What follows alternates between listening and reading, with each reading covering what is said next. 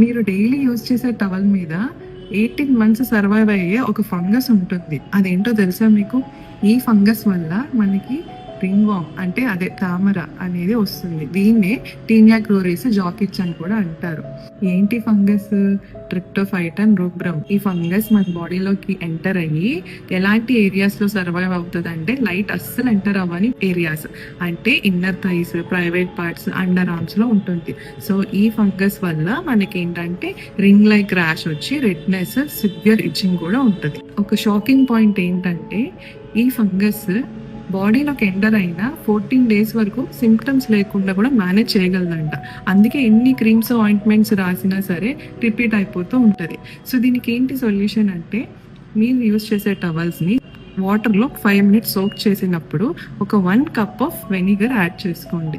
దీనివల్ల 99% fungi kill అయిపోతుంది.